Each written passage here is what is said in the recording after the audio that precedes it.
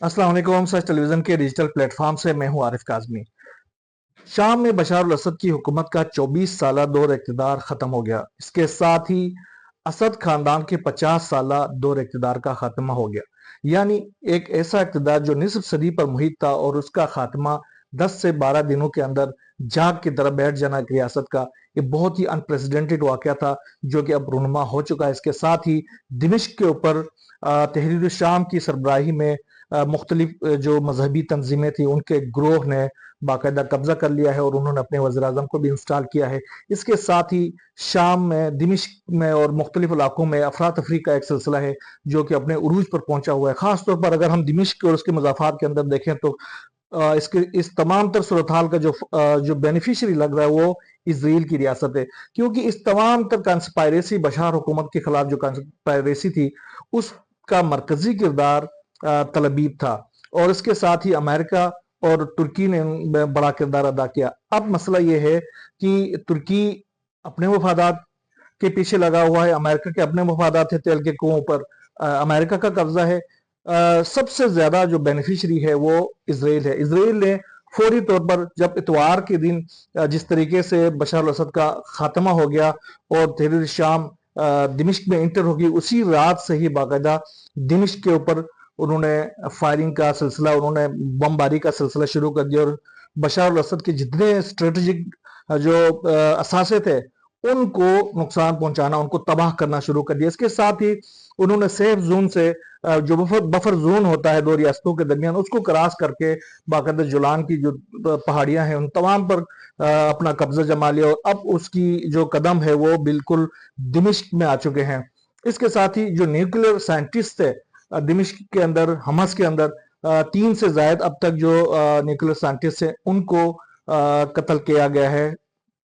इसके साथ ही जो इनके जो स्ट्रेटेजिक लोकेशंस हैं, जो इनके जो बशार असद की जो मिलिट्री लोकेशंस थी, उनको सबसे पहले उन्होंने तो वजारत दिफा के ऊपर हमलों से इसका आगाज कर दिया था। उसके बाद से जिन जिन इलाकों के ऊपर, जिन जिन स्ट्रेटेजिक लोकेशंस के ऊपर हमले किए गए उनकी तफसीलात मैं आपसे शेयर करना चाहता हूँ। खास तौर पर तलबीब ने इतवार और पीर के दिन शाम के स्ट्रेटेजिक मरकज पर कम अज कम 300 से जायद हमले किए। इनमें एक अहम हमला दिमिश्क के शुमाल में 10 किलोमीटर के फासले पर वाक़ा जमराया का फौजी और साइंसी तहकीकाती मरकज पर किया गया। ये मरकज 1980 में कायम किया गया था और यहाँ पर जदीद हथियार और मिसाइल तैयार किए जाते थे, लेकिन इनका इस्तेमाल कभी सयूनी हुकूमत यानी इजरायली हुकूमत के खिलाफ नहीं किया गया। एक और अहम हदफ दिमिश्क के शुमाल मशरक में वाक़ा बरज़ा का तहकीकी मरकज था जो 1970 की दहाई में शाम और फ्रांस की हुकूमत के बाहमी ताउन से कायम किया गया था। ये मरकज कीमियाई और हयातियाती हथियार तैयार करने की सलाहियत रखता था। इसके साथ ही तलबीब ने हलब के जनूब मशरक में 20 किलोमीटर के फासले पर वाक़ा अल सफीरा के जो फौजी वर्कशॉप है उन पर भी मिसाइल दागे हैं।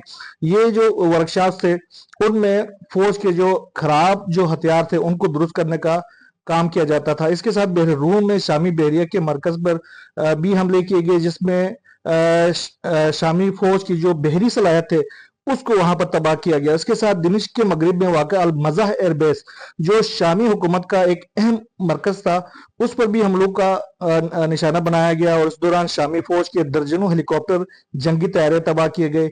इस एयरपोर्ट पर मौजूद दिफाई निज़ाम जिनमें S-200 और ओसा शामिल थे, इनको भी मुकम्मल तौर पर तबाह कर दिया गया। इसके साथ ही इजरायली फौज ने हमस के मशरकी इलाके में तमाम एयरपोर्ट्स पर हमले किए, जिनमें अल-शईरात एयरपोर्ट भी शामिल था। ये एयरपोर्ट हमस शहर के जुनूब मशरक में 31 किलोमीटर के फासले पर वाक़ा है और यहाँ जदीद रडार सिस्टम्स, असलसाज फैक्ट्रियां और शामी ड्रोन्स की तैयारी के मराकज मौजूद थे। इन तमाम को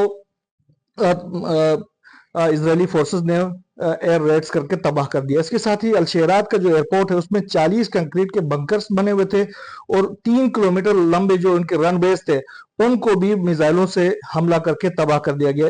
इस रनवे के साथ ही उनके मिसाइल दिफाई सिस्टम्स भी थे जिनको भी तबाह कर दिया गया, जिनमें साम 6 जो मिसाइल दिफाई निजाम था वो भी उसमें शामिल था और शामी हुकूमत के ब्रिगेड 22 का हेडक्वार्टर भी इसमें था, उसको भी तबाह कर दिया। और इस एयरपोर्ट पर 7 अप्रैल 2017 को, इससे पहले 2017 को भी 7 अप्रैल 2017 को भी अमेरिका ने भी इस एयरबेस के ऊपर एक हमला किया था। इस हवाले से जो अस्करी तजज़ियाकार है वो कहते हैं कि तलबीब ने तकरीबन किसी भी फौजी मरकज को अपने हमलों से नहीं बख्शा है और इन हमलों ने शाम और उसकी फौज को 20 साल पीछे धकेल दिया है। अब अंदाजा लगाएं इसराइल ने इस मौके से फायदा उठाते हुए एक अहम मुस्लिम मुल्क का कैसे सत्यानाश कर दिया कि उसको सिर्फ 2 से 3 दिनों के अंदर 20 साल पीछे धकेल दिया, उसकी तमाम तर हरबी जो ताकत थी उसका सत्यानाश करके रख दिया। इसके अलावा दिमिश्क के मुजाफात में असलह के जखायर कनाकर में ब्रिगेड 121 और दरा के मुजाफात में ब्रिगेड 12 को मुकम्मल तौर पर तबाह कर दिया गया है। इस हवाले से तजज़ियाकारों का कहना है कि तलबीब ने शामी जंगी तैयारों जो है, जो सुखो जो तैयारे थे और मिग 29 थे, उनको तरतब पहाड़ों में उनको तबाह कर दिया। उसके अलावा तरतब के जो पहाड़ है उसमें जो असला के जखायर रखे हुए थे उनको भी बाकायदा हमले करके तबाह कर दिए गए। इस तरीके से आप अंदाजा लगाएं कि इसराइल ने इस तमाम तर जो शाम की जो सूरत हाल है उससे किस हद तक फायदा उठाया और अब शाम जो है वो किसी भी उसमें उसके पास कोई हरबी ताकत नहीं रही।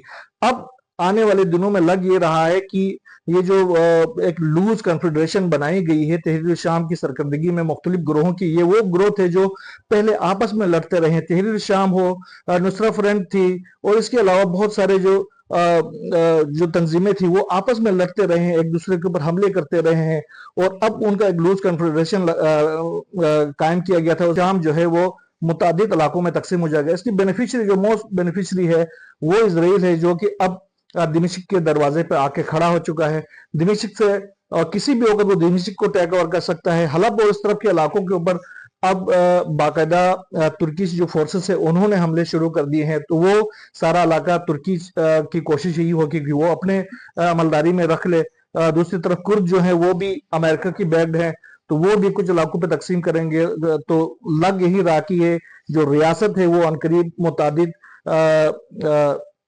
रियासतों में तकसीम हो जाएगी। इस हवाले से गुज़िश्ता रोज ईरान के जो सुप्रीम लीडर है आयतुल्लाह सैयद अली खामनाई ने भी एक अहम तरीन खिताब किया है। उन्होंने कहा है कि इस जो शाम का जो महाज है, शाम का जो कंस्पायरेसी थी, वो 3 ममालिक ने इसराइल, अमेरिका और इनके ऐवानों में ये बनाई गई और तुर्की ने उसकी हिमायत की और असल जो परपेट्रेटर्स जो थे उसके वो अमेरिका और इसराइल थे।